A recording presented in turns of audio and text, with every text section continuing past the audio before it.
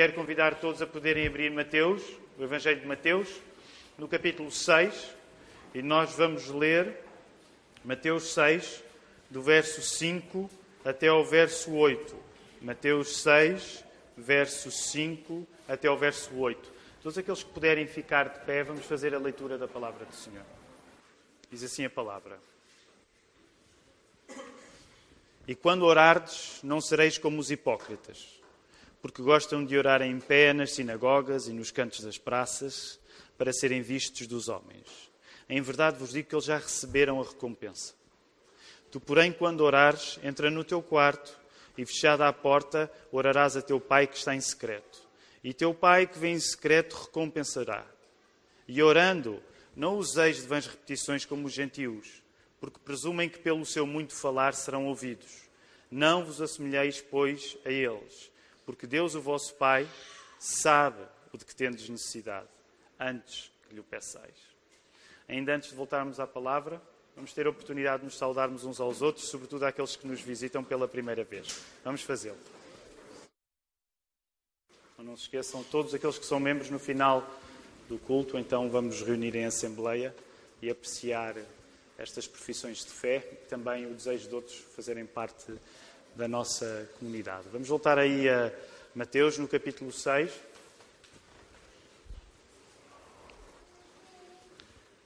Ainda antes de fazermos o nosso exercício de memorização, hoje quero começar por partilhar uma coisa com os irmãos.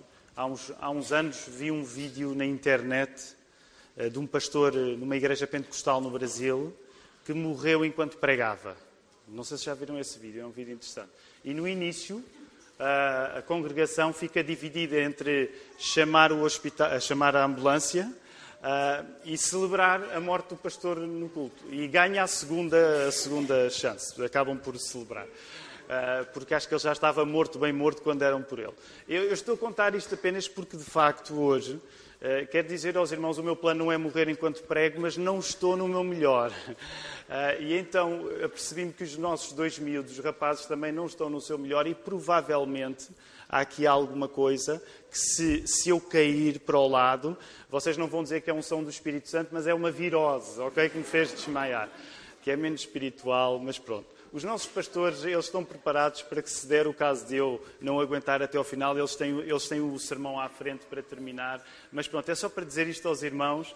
Eu, em 15 anos de pregação, de facto, nunca me senti assim tão zonzo. Mas os irmãos vão estar a orar por mim. Provavelmente eu até vou pregar menos, não é? Portanto, vão começar a pedir que eu venha zonzo muitas vezes para a igreja. Mas pronto, apenas para vos dizer. Também tendo isto em conta, eu vou pedir ao nosso diácono Manel, que ele é um bom memorizador das Escrituras, e ele vai fazer esta primeira parte, em que nós recitamos as bem-aventuranças. Manel, eu não te avisei, mas vem daí, já sabes, devagar. Vamos ter a oportunidade de recitar as bem-aventuranças, que estão logo no início do Sermão do Monte. Nós começámos a estudar o Sermão do Monte em fevereiro passado, e então vamos ter a oportunidade agora de recitá-las. Não é obrigatório memorizar estas bem-aventuranças, mas temos compreendido o valor de colocar a palavra de Deus no nosso coração. E por isso vamos ter a oportunidade de o fazer agora. Força, Manuel. Vamos a isso? Ajudem-me. Vendo-nos das multidões, subiu ao monte. E como se assentasse, aproximaram-se os seus discípulos e ele passou a ensiná-los, dizendo: Bem-aventurados os humildes de espírito, porque deles é o reino dos céus.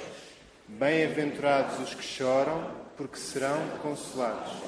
Bem-aventurados os mansos, porque herdarão a terra. Bem-aventurados os que têm fome e sede de justiça, porque serão fartos. Bem-aventurados os misericordiosos, porque alcançarão misericórdia. Bem-aventurados os limpos de coração, porque verão a Deus. Bem-aventurados os pacificadores, porque serão chamados filhos de Deus. Bem-aventurados os perseguidos por causa da justiça, porque deles é o reino dos céus. Bem-aventurados sois, quando por minha causa vos injuriarem e vos perseguirem, e mentindo disserem todo o mal contra vós. Regozijai-vos e exultai, porque é grande o vosso galardão nos céus, pois assim perseguiram aos profetas profetas que viveram antes de vós. Um teste ao caráter do cidadão do seu reino. E por isso mesmo, as 3 disciplinas onde este teste vai acontecer são, a partir dos assuntos, o primeiro que vimos na semana passada, nas semanas anteriores, a questão das molas, é a primeira disciplina, onde nós vamos ser testados se somos efetivamente cidadãos do reino de Jesus, através da maneira como, dando esmolas, nos relacionamos com os outros. A segunda disciplina é aquela onde nós estamos hoje, no assunto da oração. E no assunto da oração, o ponto forte já não é tanto a nossa relação com os outros, apesar dela continuar a acontecer aqui, mas sobretudo a nossa relação com Deus. Portanto, se nas esmolas nós estamos no palco, quando o assunto passa para a oração, passa para o nosso coração e para a relação que nós temos com Deus. E depois haverá uma terceira disciplina mais à frente, no verso 16, que é a partir do jejum. E no jejum é como se nós estivéssemos nos bastidores, na relação que nós temos connosco próprios. Portanto, isto para novamente lembrar um pouco uma maneira de organizarmos o capítulo 6 do Sermão do Monte de Jesus, que é, depois das características do cidadão do reino de Jesus terem sido apresentadas no capítulo 5, características essas todas impossíveis de serem cumpridas se não estiver envolvido o próprio poder de Jesus. Então agora há um teste feito no nosso relacionamento com os outros, no palco, quando nós damos esmola, feito no nosso coração, na maneira como oramos e nos relacionamos com Deus, e feito nos bastidores, na maneira como nós, ao jejuarmos, nos relacionamos uns com os outros. E apenas para terminar esta revisão, que apresenta um plano para todo o capítulo 6 do Evangelho de Mateus, lembrem-se que estas 3 disciplinas existem para que haja um assunto que vai percorrer todas estas 3 disciplinas, que é o assunto do nosso contentamento, a nossa alegria. Por isso mesmo, a partir do verso 19 e até ao final do capítulo 6, a questão do contentamento, da alegria, vai estar desenhada para confrontar aquilo que é natural para muitos de nós, que é as nossas ansiedades. Portanto, este, assim, do modo geral, é a estrutura do capítulo 6. Ora, vamos voltar onde nós lemos hoje, porque Jesus está-nos a ensinar acerca da oração. Portanto, vamos voltar ao capítulo 5 de Mateus 6. E a maneira como Jesus fala de oração tem momentos diferentes. O primeiro momento é que Jesus ensina o que é orar da maneira errada. Jesus vai começar pela maneira errada de orar. E o segundo momento que ensina o que é orar da maneira certa. E essa maneira certa de orar vai ser ilustrada, se Deus quiser já nas próximas semanas, através da oração do Pai Nosso. O nosso plano hoje é concentrarmos mais no modo como nós podemos orar da maneira errada, apesar de haver já uma parte de oração certa neste estudo, e deixar para o próximo sermão o grande modelo de oração, que é a oração do Pai Nosso. Como é que Jesus seria ouvido quando nesta altura ele estava a falar? Como é que há 2000 anos, quando Jesus está a ensinar o Sermão do Monte, e sabemos que Jesus está sobretudo preocupado em que os discípulos ouçam este sermão, mas não significa que são apenas discípulos que estão a ouvir. Agora, uma das coisas que é importante para nós fazermos sempre que vamos à palavra, e a palavra é o nosso pão, sempre que vamos até à palavra, uma coisa fundamental é nós tentarmos compreender qual era o contexto daquela época há 2000 anos. Como é que Jesus estaria a ser visto e ouvido com os olhos e os ouvidos de há 2000 anos na Judeia. Por exemplo, assunto de oração. Se os judeus fossem comparados com os romanos ou com os gregos, de facto os judeus levavam a oração mais a sério. Provavelmente seria normal as pessoas recitarem as suas orações na sinagoga, sendo que ficar de pé era a postura normal para a oração. Nesta altura, os mestres judeus, os rabis, discutiam entre si se seria apropriado fazer orações fixas.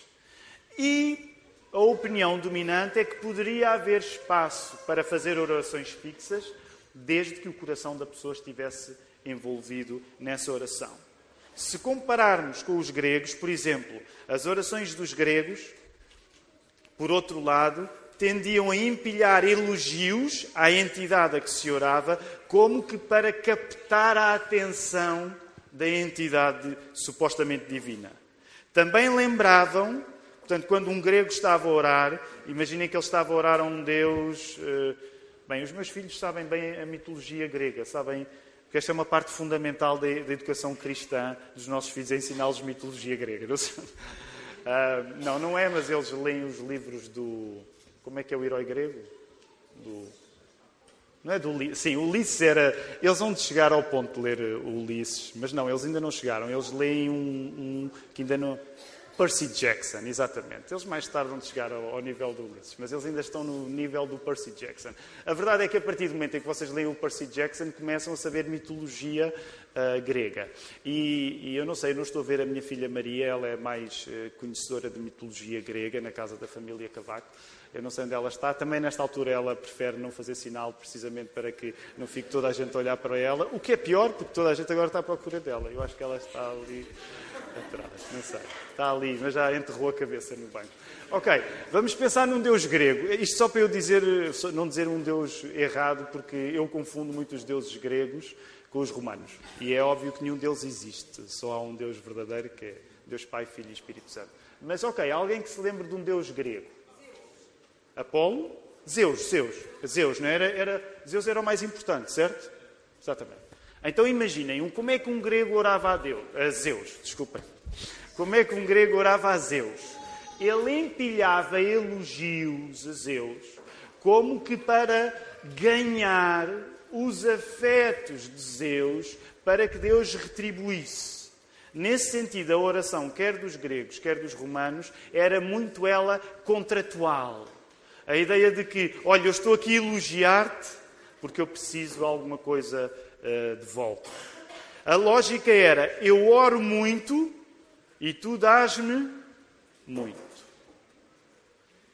Indo da questão das esmolas para a questão da oração, foi o que acabou de acontecer. A semana passada vimos a questão das esmolas e agora entramos na questão da oração. Nós passamos do palco para o coração. Mas em grande medida, vemos que as tentações do palco permanecem na questão da oração. Aquilo que para nós é tentador quando damos esmolas e os outros podem ver, também se verifica no assunto da oração. Tanto que Jesus diz, não é? Não sejam como os hipócritas. Como é que os hipócritas fazem? Aí no verso 5, eles gostam de orar em pé nas sinagogas e nos cantos das praças. Para quê? Para que todas as pessoas os possam ver e perceber que eles estão a orar. Apesar de termos passado de um assunto que de facto é visível, o dar esmola, para um de oração que devia ser mais recatado, Jesus estava a ensinar que até no assunto recatado havia maneiras de nós orarmos e certificarmos que toda a gente estava a ver que nós orávamos. Como diz o pastor Lloyd Jones, nesse sentido o pecado segue-nos até às portas do céu. Até nas coisas mais santas, nós podemos estar a fazê-las com uma intenção errada. É possível tomar a ação de falar com Deus como um modo de falarmos aos homens à nossa volta que nós somos pessoas muito boas. É possível nós tomarmos a ação de falar com Deus como um modo de falarmos às pessoas à nossa volta a dizer, olha, vejam que espirituais nós somos, que estamos aqui a orar.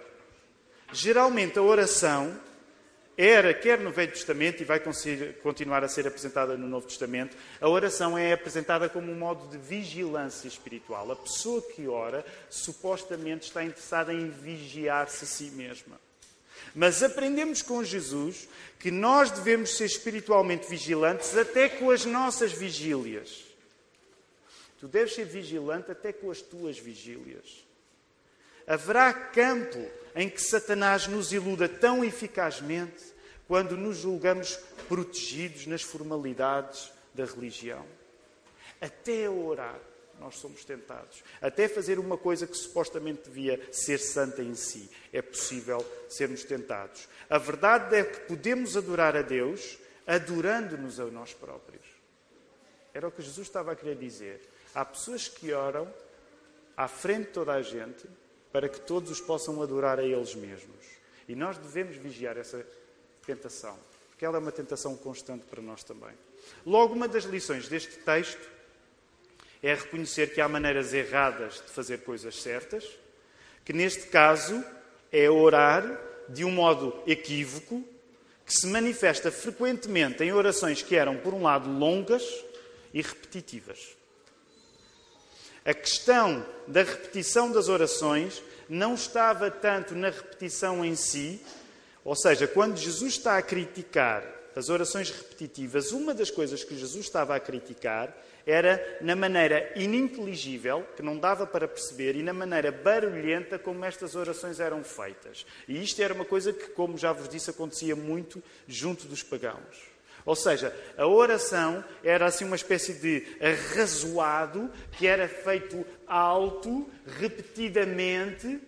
E uma das coisas que as pessoas que oravam alto e repetidamente, que elas acreditavam que estavam a fazer quando tinham uma oração que quase que deixava de ser lógica, baseada numa repetição, uma espécie de mantra barulhento, é que elas acreditavam que de alguma maneira, quando oravam assim, elas estavam a acordar a divindade a quem elas estavam a orar. Na prática, era como se a oração fosse feita em decibéis e em duração, como um truque para se fugir do lugar certo do coração em que nós estamos a orar e só Deus nos vê, para regressarmos ao palco. Percebem? As pessoas oravam com muito barulho, com muito estrilho, com muita repetição, para que em vez de ficar naquele lugar tranquilo, no coração, em que Deus sabe o que eu estou a fazer, elas pudessem estar numa posição em que voltavam ao palco e toda a gente as admirava por causa disso. E nesse sentido, caíam em dois erros. O primeiro erro, quando oravam assim, é que queriam impressionar aos outros com a quantidade e com a intensidade da sua devoção. E o segundo erro é que tomavam a oração como uma maneira de sermos nós a fazer alguma coisa com Deus, e não Deus a fazer alguma coisa connosco.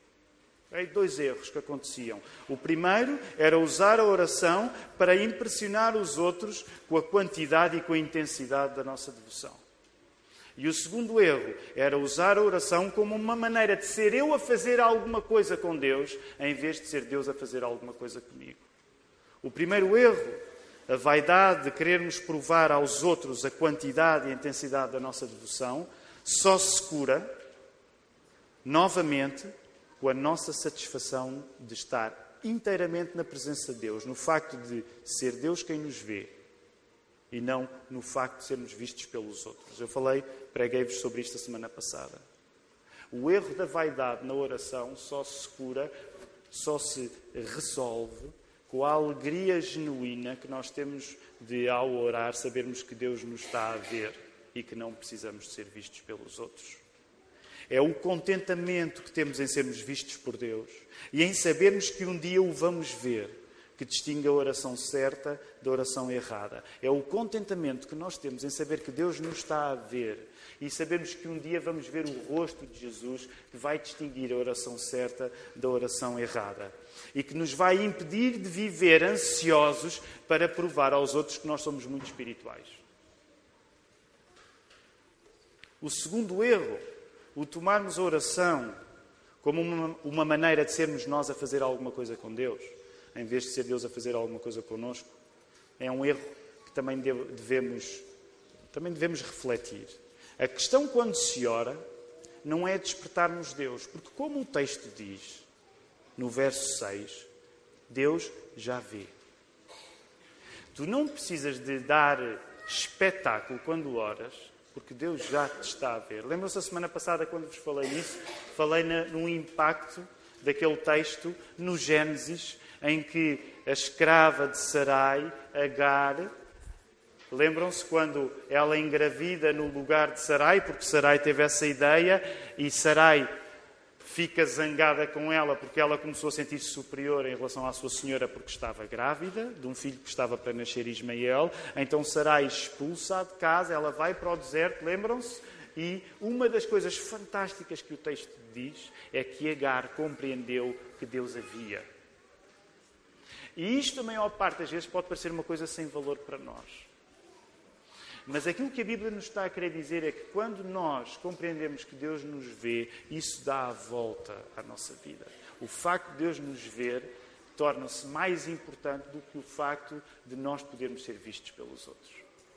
E por isso mesmo, a cura, para quando nós tomamos a oração como uma maneira de Deus fazer coisas por nós, é lembrarmos que nós não precisamos de despertar Deus. Deus já está a ver. Reparem aí no verso 8, ainda no verso 7. Não useis de vãs repetições como os gentios, porque presumem que pelo seu muito falar serão ouvidos. Não vos assemelheis, pois, a eles, porque Deus, o vosso Pai, sabe o de que tendes necessidade antes que lhe peçais. E reparem, como Jesus depois vai explicar a seguir, mas isto já é matéria para outro sermão, não é pelo facto de Deus saber aquilo que nós precisamos que nos deve isentar de lhe pedir aquilo que Ele já sabe. E muitas vezes nós temos um bocado de dificuldade com esta lógica, porque hoje nós só aceitamos uma lógica que seja fundamentada em nós. Pensamos assim, então para que é que eu preciso de pedir se Deus já sabe? Mas essa lógica faz sentido se tu achares que tu és a pessoa central na tua vida. Se tu tomares Deus como a pessoa central na tua vida, faz todo o sentido que tu lhe possas pedir coisas que Ele já sabe. A questão quando se ora é sermos nós as pessoas que são despertadas. Para passarmos a ser nós quem sabe que somos vistos por Deus. Deus esse que conhece as nossas necessidades antes que lhes peçamos. E também para passarmos a ver como Deus vê. Quando tu oras, uma das coisas importantes não é tu, olha, Deus, eu tenho uma necessidade e eu preciso que tu me valhas nisso. Tu tens, de facto, espaço para levar as tuas necessidades até Deus. Nós vamos confirmar isso na oração do Pai Nosso. Mas a coisa mais importante quando tu oras não é tu acordares Deus para as tuas necessidades, mas é tu seres acordado para as necessidades do Reino de Deus de uma maneira em que tu próprio começas a olhar para o mundo à tua volta de um modo diferente. Comparem o exemplo desta maneira, como Jesus está a orar, com o exemplo de Tomé. Lembram-se em João 20, 29, não precisam de abrir. Tomé, que tinha falhado o primeiro culto, é por isso que nós não podemos falhar cultos, tinha falhado o primeiro serviço de culto da era da ressurreição, não tinha visto Jesus.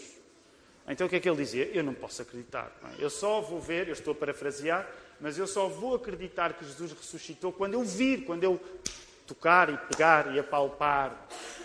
E a coisa fantástica que o capítulo 20 do Evangelho de João diz é que Jesus é tão amoroso. Deixem-me dizer, Tomé, ainda bem que não são os pastores que são o Salvador. Ainda bem que é Jesus, Filho de Deus, o Salvador. Porque, sabem, a maior parte dos pastores, quando têm membros de Tomé, têm vontade de lhes bater, não têm vontade de ir até eles.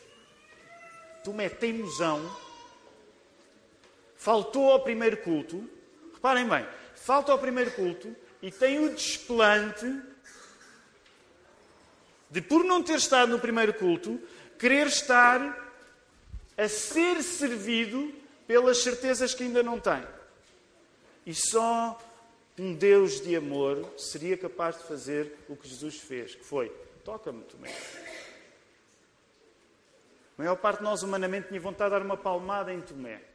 Mas Jesus estende a mão para Tomé, toca-me. Mas depois ele diz uma coisa muito importante para o nosso sermão de agora. Lembram-se o que é que Jesus disse a Tomé? Porque me viste, creste? Bem-aventurados os que não viram e creram. Agora pensem nisto que Jesus disse e comparem a atitude de Tomé com a atitude que Jesus quer que nós tenhamos quando nós oramos. Não somos nós que acordamos Deus orando muito alto para ver o que acontece. Mas é Deus que, quando nós oramos, nos acorda para nós vermos o mundo como Ele é. Sabem, não é ver para crer, é crer para ver. Isso é uma das coisas que acontece quando nós oramos da maneira certa. Reparem, um dos problemas que nós temos é que muitas vezes na nossa vida de oração nós concentramos fundamentalmente nas nossas necessidades. E deixa-me dizer-te isto preto no branco. Não há problema nenhum em tu levares as tuas necessidades a Jesus. Tu deves levar as tuas necessidades a Jesus. Mas deixa-me dizer-te isto. Se a tua vida de oração for concentrada fundamentalmente nas tuas necessidades, tu podes continuar a viver como Tomé antes de ter tocado nas mãos de Jesus. Tu vives ver para crer. Quando tu passas a orar não para despertar Deus para as tuas necessidades, mas para, orando tu, seres despertado para as necessidades do reino de Jesus, tu começas a olhar para a tua realidade de uma maneira completamente diferente. Onde tu podes continuar a pedir que Deus te valha nas tuas necessidades, mas tu vais começar a olhar para o mundo a partir da fé que já tens. Tu deixas de viver numa lógica de ver para crer e tu começas a saber que é primeiro necessário crer para eu realmente entender o mundo. Agora reparem, isto colocado assim até uma maneira um pouco polémica, mas o que de facto os cristãos querem dizer ao mundo, e deixem-me dizer isto de uma maneira que pode não parecer muito simpática, o que os cristãos querem dizer ao mundo é isto: se tu não oras, por muito inteligente que tu sejas, tu não percebes como é o mundo à tua volta. Tu estás basicamente concentrado em ti próprio. E essa é uma das grandes distorções na tarefa de compreender o mundo à nossa volta. É vivermos a partir das nossas próprias necessidades e de queremos despertar Deus para as nossas próprias necessidades. Portanto, o que aqui está a ser dito é que Tomé, em todo o seu desejo empírico de ter a certeza que Jesus tinha ressuscitado, ele, querendo ser rigoroso nos factos, acabava por viver preso da necessidade de ele ter de comprovar tudo aquilo que via. Crer para ver é perceber o mundo como ele realmente é. Ver para crer é olhares para o mundo fundamentalmente a partir de ti. A solução que Jesus apresenta é fugir do palco, do sítio onde os homens vêm orar, e ir para o quarto. E sabem, nós olhamos para este texto e pensamos para o quarto. Agora, deixem-me dizer-vos. Não sei se algum de vocês tem ideia como é que eram as casas naquela altura. Tem ideia como é que eram as casas há 2000 anos na Judeia? Neste caso, na Galileia. Tem ideia? Havia assim, a pessoa entrava um hall, um primeiro apartamento, um quarto do lado direito, a cozinha ao fundo. Meus queridos, não havia quartos. Bem? Não havia quartos. As pessoas não tinham quartos. Quartos são invenções relativamente recentes no nosso urbanismo. Quando se fala em quarto, sabem o que é que Jesus estava a falar? Não era no teu quarto, no quarto onde tu podes ir e dizes lá em casa à tua mulher: querida, vou para o quarto orar. O que, como já viste, se calhar é uma maneira um bocado hipócrita de ires orar, mas, ou diz aos teus filhos: vou para o quarto orar. Apesar de também, fossem todas as coisas más da nossa vida, vocês dizerem isso. Mas imaginem, não é isto que acontecia. Quando Jesus falava em quarto, o quarto deveria ser uma espécie de arrecadação ou de sótão. Porque era o lugar onde se guardavam coisas da casa e que geralmente precisava de ser trancado. Porque era aquele lugar onde, eventualmente, quando alguém roubava alguma coisa em casa, ia lá procurar onde as coisas estavam guardadas. Agora reparem, o que Jesus está a dizer não é vai para o teu quarto, lá e abre a tua janela e apanha sol e ajoelha-te na cama, dobra os teus dedos e ora. Não. O que Jesus está a dizer é vai para o buraco que tu tens, onde trancas a cadeado, e provavelmente não havia cadeados na altura ainda, mas vai para o buraco, ou para o sótão, ou para a arrecadação, vai para o lugar, que é o lugar menos habitavelmente, menos socialmente habitável, e ora. Vai para as caves da tua vida, vai para as arrecadações da tua vida e ora. E Deus Pai que vem em secreto, Ele vai-te atender em secreto. É isto que Jesus está a dizer. O segredo é nós irmos para as caves da nossa vida, onde apenas Deus nos pode encontrar. E sabem, esta é uma ideia que, por exemplo, quando nós lemos os Salmos, nós vemos a ser repetida várias vezes. Quando o salmista diz: não há lugar para onde eu possa fugir da tua presença. Sabem que também é uma ideia especialmente bonita se nós nos lembrarmos da história de Jonas. Lembram-se? Lembram-se o quarto onde Jonas deu por si a orar? O fundo do mundo, na barriga do peixe. Lembram-se? E não foi porque ele escolheu, mas a imagem de Jonas na barriga do peixe, a imagem do salmista que diz: não há lugar para onde eu possa fugir da tua presença, é a imagem que tu deves ter de cada vez que deves orar. Agora não me entendas mal. Jesus não está a combater legalismo criando um novo legalismo. Jesus não está a dizer que tu não podes vir orar para a igreja. Jesus não está a dizer que se um dia tu vens para orar para a igreja e estás a orar e aparece alguém, tu tens de fingir que não estavas a orar. Ok? Isso seria um novo legalismo, que é nunca ninguém pode saber que eu oro. Não é isso que Jesus está a dizer. Mas Jesus está a dizer, sai do palco e vai para os lugares mais fundos que o mundo tem. Para que aí tu descubras a alegria e a satisfação que é quando mais ninguém te vê. Tu saberes que até aí Deus te vê. Até aí Deus te vê. Quero terminar com um desafio. Queres livrar-te de fazer da oração... Queres livrar-te de fazer da oração e de manifestações públicas da tua religião uma exibição e um modo de louvares Deus para tu seres louvado? Queres livrar-te de manifestações públicas da tua religião, fazeres disso uma exibição e um modo de tu louvares a Deus para tu seres louvado? Queres livrar-te de uma religião onde tu é que despertas Deus para o usares de acordo com as tuas necessidades e não Deus que te desperta a ti para te usar de acordo com as necessidades do reino? Queres uma genuína alegria na oração? Então deixa-me sugerir-te. Acho que posso fazer isso a partir do texto que acabámos de ler. Descobre as caves do teu dia-a-dia. Descobre as arrecadações do teu dia-a-dia. Descobre os sótãos do teu dia-a-dia e foge para eles constantemente. Para, na barriga do peixe, como Jonas, no fundo do mundo, tu teres a tua verdadeira comunhão com o Criador. E para encerrar, quando digo isto, estou a pensar nos desafios que vocês têm profissionalmente. Quero só dar um exemplo.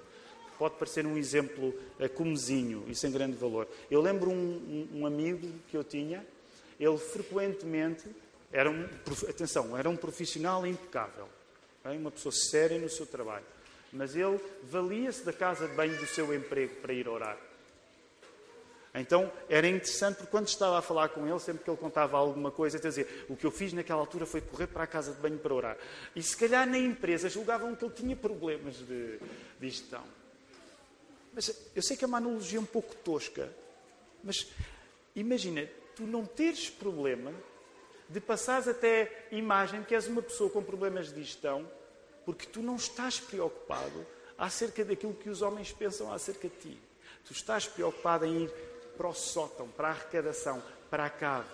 E aí falares com Deus e teres a certeza que Ele te assiste. Portanto, todos nós, no nosso dia-a-dia, temos um buraco onde nós nos podemos colocar, que não sendo vistos ou eventualmente compreendidos pelo mundo, acreditem, nós seremos recebidos por Deus na sua graça, no seu amor, na sua misericórdia. Que Ele nos abençoe.